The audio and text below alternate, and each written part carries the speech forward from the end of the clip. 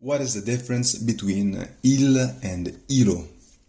From the official tourist site of the government of Quebec, we read in the article dedicated to the Parc National des Îles de Boucherville that îlot de verdure situé au milieu du fleuve Saint-Laurent et à quelques kilomètres du cœur de Montréal. Now, let's see this îlot. Îlot sounds a lot like île, but what is the difference? Between diving into this difference, let's see some origins of the word. The word île comes from the Latin word insula, which according to Georg Curtius, a German linguist, it can be broken down into in and salum. The preposition in means to be inside, and salum from Greek means sea. In fact, that is the meaning of island.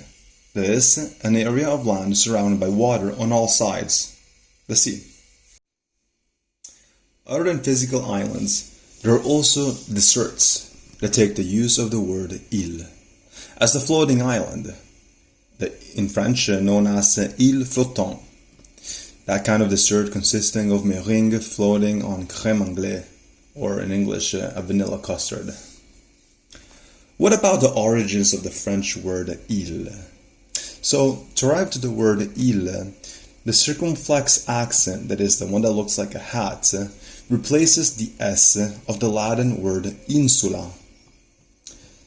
Though this S has been preserved in various names of places such as l'île Adam, l'île Espagnac, and les droits de Belle-Isle.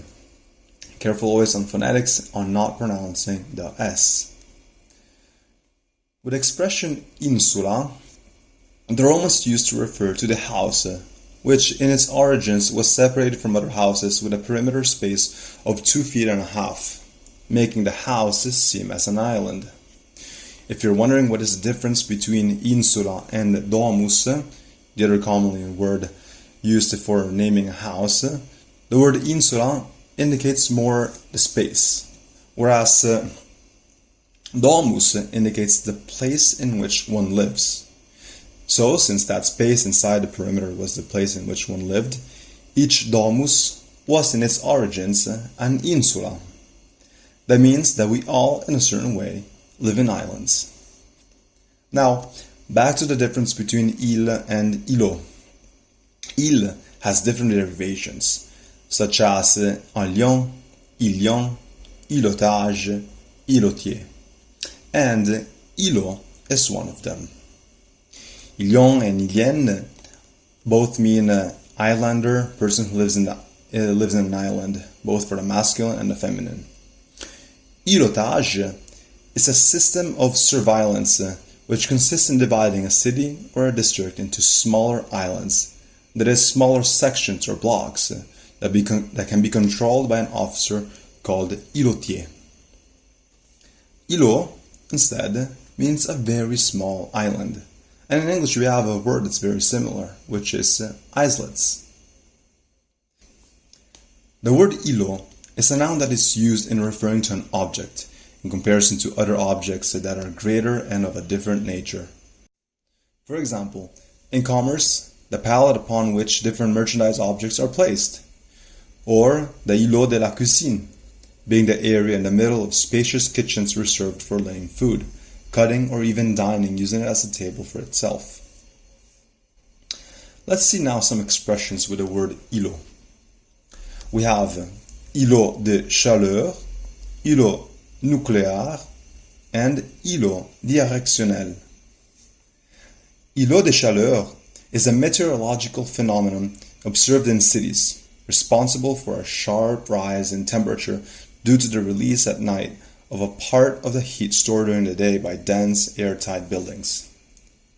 Îlot nucléaire, in a nuclear power plant, is a set of nuclear boilers and auxiliaries necessary for their operation. And finally, îlot directionnel is an area that is prohibited for the circulation of vehicles, delimiting the lanes assigned to the various traffic flows.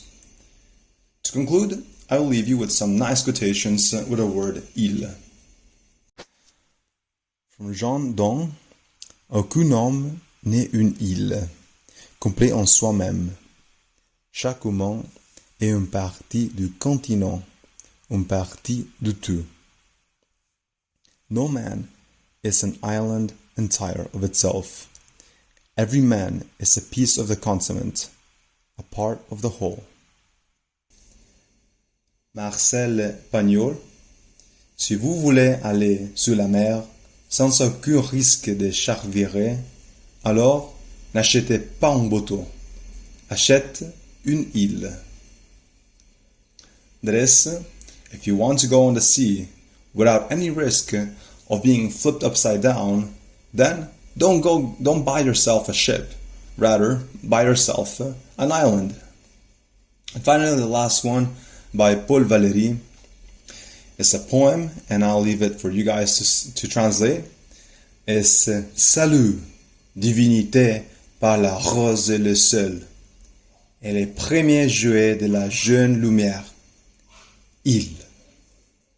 Au revoir.